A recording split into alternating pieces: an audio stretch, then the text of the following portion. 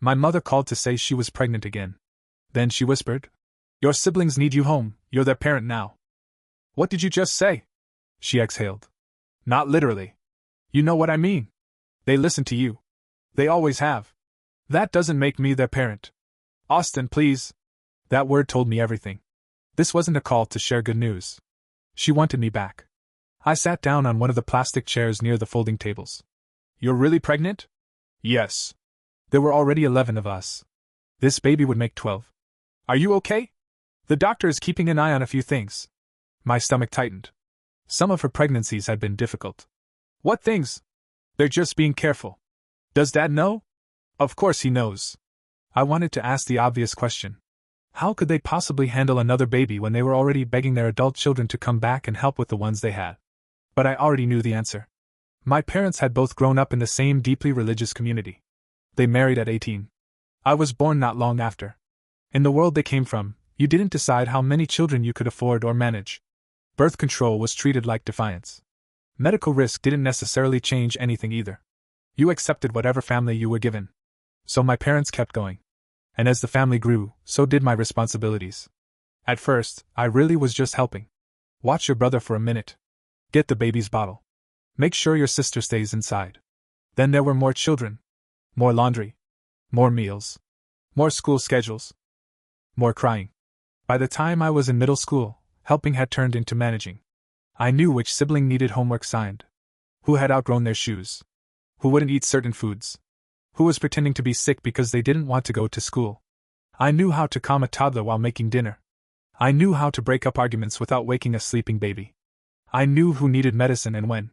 Nobody sat me down and said, "You're responsible for this family now." It happened slowly. One task at a time. My mother was always exhausted. For years I told myself she loved being a mother because everyone around us treated motherhood like the only life she had ever been meant to want. As I got older, I started wondering whether she had ever been given a real choice. She had never worked outside the home. She went almost directly from being someone's daughter to being someone's wife, then spent the next 2 decades pregnant, recovering, nursing, cooking, cleaning, and starting over with another baby. I don't think she hated us. I think she became overwhelmed years before anyone was willing to say it out loud.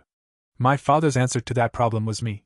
What made it worse was that he had very strict ideas about what boys should do.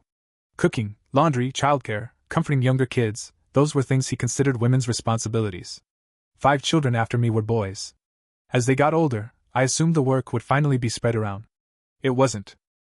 Dad didn't want them doing too much of what he called women's work. Somehow I had already become the exception. I was the oldest. Mom needed help. The house depended on me. So Dad tolerated me doing everything he thought boys shouldn't normally be expected to do, while still acting embarrassed by it. One afternoon, I was showing one of my brothers how to make scrambled eggs. Dad walked in and frowned. "He doesn't need to be doing that. He should know how to cook. He can learn when he needs to. He's 13. Dad shrugged. "He has other things to focus on." I stared at him. "I was cooking for everyone before I was 13. That was different." "How?" "Your mother needed help." I waited for him to hear what he had just said. He didn't. "So she needed me, but she doesn't need him?" His face hardened. "Don't twist my words." That was usually how our arguments ended. I was dramatic. Disrespectful. Ungrateful. Never exhausted. Never overwhelmed. Just difficult. The first time I clearly remember refusing a big responsibility, I was around 11. I had a test the next morning. My grades were already slipping, and I had finally sat down with my notes. Mom came in and told me to clean the kitchen, get 2 younger kids ready for bed, and help another one finish homework. "I have a test. You can study afterward. That'll take hours." "Austin, I need to do this." Her expression changed immediately. Not anger. Disbelief. Like I had forgotten the rules. When Dad came home and heard I had argued, I lost the few privileges I had and got a long lecture about how much my mother sacrificed for the family. Nobody asked what I was sacrificing. After a while, I stopped refusing. It was easier. Soon, everyone came to me automatically. "Austin, I'm hungry." "Austin, he took my toy." "Austin, where are my shoes?" "Austin, I don't understand this." "Austin, the baby's crying." I wasn't their father. I couldn't make the final decisions. But I was expected to keep everything running until my parents stepped in. That made me resentful in ways I didn't understand at the time. I resented my parents. Sometimes I even resented my siblings. I still feel guilty admitting that. They were children. They didn't create the situation. But when you're 14 and someone has been calling your name every 5 minutes since you woke up, you don't think in those terms. You just want everyone to stop needing you. I never learned how to be close to my siblings. I cared about them. But I mostly knew them through responsibility. Who needed what? Who had to be somewhere? Who was causing trouble? I was functioning like a caregiver, not a brother. School eventually collapsed under all of it. At first I missed assignments. Then I started falling asleep in class. Sometimes I missed school because someone at home was sick or something had gone wrong. There was always something. My grades got worse. Teachers told me I needed to apply myself. I didn't know how to explain that I sometimes waited until everyone was asleep before I could even start my own homework. By junior year, I was so far behind that I stopped believing I could catch up. I dropped out. My parents supported the decision. At first, I thought that meant they understood how badly I was struggling. Then I realized what being out of school meant. I was home more. Available more. More meals. More errands. More childcare. More problems handed to me. I had removed school from my life and somehow ended up with even less of a life. That was when I finally understood something I should have seen sooner. My parents weren't preparing me to leave. The household worked better when I stayed. So when I turned 18, I left. There was no dramatic plan. I had saved what little money I could and found a cheap place to stay. When I told my parents, my mother cried. My father was furious. You're not ready. I'll figure it out. You don't even have your diploma. I know. You think being an adult means walking out whenever you feel like it? No. Then act like one. I almost laughed. I had been told to act like an adult since I was a child. Now that I was making an adult decision they didn't like, suddenly I was immature. While we argued, one of my younger brothers ran into the room asking where his backpack was. Another child was crying somewhere down the hall. Dad pointed toward the noise. Look around. You're needed here. That sentence made the decision easier. They needed me too much. That was exactly why I had to leave. The first thing that surprised me after moving out was the silence. I didn't know what to do with it. Sometimes I woke up thinking I heard a baby crying. There was nobody there. At the grocery store, I caught myself calculating how much food I would need for everyone before remembering I was shopping for one person. I felt guilty buying anything unnecessary. I felt guilty sleeping late. Rest itself felt wrong.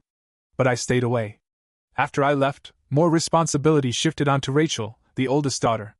She had always helped, but once I was gone, everyone expected her to fill the space I left behind. She pushed back harder than I ever had. There were constant fights. Eventually, she got out too. We weren't particularly close growing up. That was one of the strangest things about having so many siblings. People assume a huge family means endless close relationships. For me, it felt more like a crowded system everyone was trying to survive. After Rachel left, she called me one evening. Has Dad been calling you?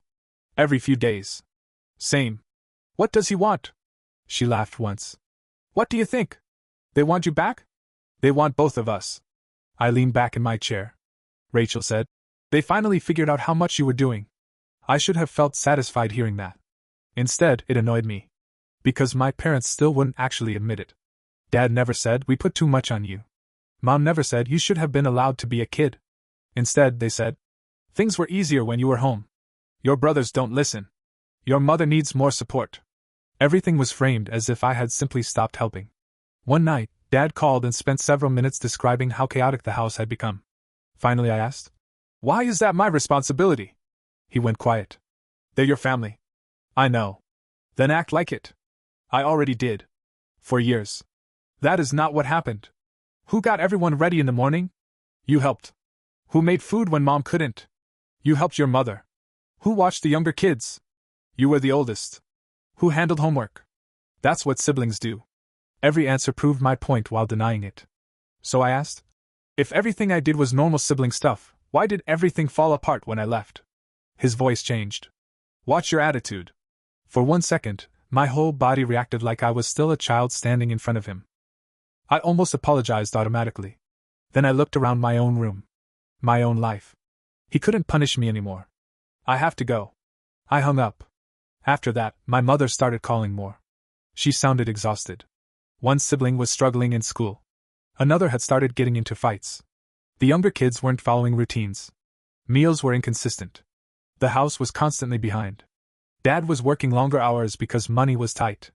Every call sounded different, but the message was the same. Come back. Then came the pregnancy. Sitting in that laundromat, listening to my mother ask me to return, I finally decided to make her say exactly what she wanted. How long? What? If I come back, how long am I supposed to stay? We'll figure that out. No. How long? She hesitated. We need help now. Until the baby is born? We'll need help before that. And afterward? Austin, why are you making this difficult? I'm asking what you expect. We expect you to help your family. That could mean anything. She started crying. Quietly. That sound still had power over me. Whenever Mom cried when I was younger, I fixed something. I cleaned. Cooked. Took someone out of the room. Made the noise stop. For a second, I felt that old instinct come back. Then she said, I don't know what I'm supposed to do anymore. I closed my eyes. Why are you asking me? What? Why me? You know why. Say it. She hesitated. They listened to you. I had to make them listen. You know their routines. Because I ran them. You know how to handle everyone. Because you made me learn. Silence. Then I said, that's why I'm not coming back. Her voice went flat. You're their brother. And you're their mother. The silence after that was worse than yelling. Finally she said, I don't know what happened to you. That hurt. But I didn't argue. I'm not coming home. For almost a week, nobody contacted me. Then Isaac messaged. Mom says you don't care about us. I stared at those words for a long time. Finally I wrote. That isn't true. His reply came almost immediately. Then why won't you come home? I typed 3 answers and deleted all of them. How do you explain to a younger sibling that the person he remembers as dependable was drowning the entire time? I finally wrote. Because I can't live like that again. A few minutes later he replied. We still do. That was the worst thing anyone could have said. Because he was right. I had gotten out. They hadn't. For several days afterward, I started talking myself into going back temporarily. Maybe I could stay a few weeks. Help organize things. Get everyone back into routines. Make things easier before the baby came. Then leave again. I called Rachel. I'm thinking about going back for a little while. No. She answered so quickly I almost laughed. You didn't even think about it. I have thought about it. Every time they call. The kids didn't choose this. I know. They're still stuck there. I know that too. I rubbed my forehead. So how do we just leave them? Rachel was quiet for a moment. We didn't create this family, Austin. That doesn't help them. No. But neither does destroying ourselves trying to hold it together. What if I only go back until things calm down? When has that house ever calmed down? I had no answer. There would always be a reason to stay. Mom's pregnancy. The birth. Recovery. A newborn who didn't sleep. School. Money. Sickness. Another crisis. In a family that size, there was never a clean moment to leave. Rachel said, if you go back, do you really think they'll let you leave without making you feel like you're abandoning them all over again? That was the question I couldn't ignore. A few nights later, Dad called. No greeting. Your mother says you refuse to help. I refuse to move home. She needs you. She needs another adult in the house. You are an adult. Yes. And I have my own life. What life? That one landed exactly where he intended. He continued. You're barely on your feet. You're not in school. You're acting like we're asking you to walk away from some huge future. I gripped the phone. My education fell apart because of what was happening at home. You dropped out because your grades were bad. Why were they bad? You didn't apply yourself. I was exhausted. So was everyone. I was a kid. You weren't the only kid there. No. I was the kid taking care of the others. Stop rewriting your childhood. I went silent. Then I asked him the question he had never answered. If I barely did anything, why do you need me back so badly? Nothing. Several seconds passed. Finally he said, your mother is overwhelmed. That wasn't my question. Your siblings need structure. Still not my question. His frustration broke through. You want me to say you helped? Fine. You helped. I laughed once. Helped. Yes. You need me badly enough to ask me to move back, but you still can't admit what I was doing. You're being dramatic. And you're having another child. Silence. Dad's voice dropped. Be careful. No. My heart was pounding, but I kept going. You already have children. You're asking your older children to come back and manage. We are not asking you to raise anyone. Then why do I need to live there? Because families help each other. Help has an end. He didn't answer. Then he said, "Your brothers and sisters are suffering." "I know. And you can live with that?" There it was. The choice he wanted me to accept. Come home, or admit I didn't care. Give up my life, or become responsible for whatever happened without me. I finally stopped accepting that choice. "I care about them." "Then prove it." "I'm not raising your children." He went silent. I said, "You keep making choices that only work if your older kids sacrifice their lives to support them. You don't get to make that my moral failure." He hung up. After that, the family became quieter. Dad stopped calling. Mom sent a few short messages, then stopped too. Some of my siblings were angry. I understand why. From their point of view, I used to be the person who knew where everything was. The person who made food. The person who helped with school. Then I left. They don't see every year that led to that decision. They only see the empty space afterward. Isaac still messages me sometimes. Nothing serious. A joke. A question. Then silence for a week or two. I don't push him. Rachel and I talk more now than we ever did growing up. Maybe because for the first time, either of us is responsible for keeping the other one afloat. My mother is still pregnant. As far as I know, the doctors are watching her carefully. I hope she's okay. I hope the baby is okay. I hope every one of my siblings eventually gets the chance to decide what kind of life they want. But I'm not moving back. A few nights ago, Isaac sent me another message. "Are you ever coming home?" I stared at it for a long time. Home.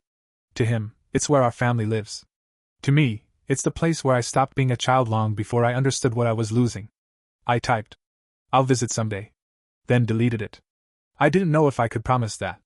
I typed, "I miss you." Deleted that too. It felt too small for everything between us. In the end, I didn't answer. Maybe some of my siblings will always believe I abandoned them. Maybe one day they'll understand why I left. Maybe they never will. All I know is that going back would put me exactly where I spent years trying to escape. So Isaac's question is still sitting unanswered on my phone. "Are you ever coming home?" I already know what my answer has to be. No. I just don't know when saying it will stop feeling like I'm abandoning children who were never supposed to be mine to raise.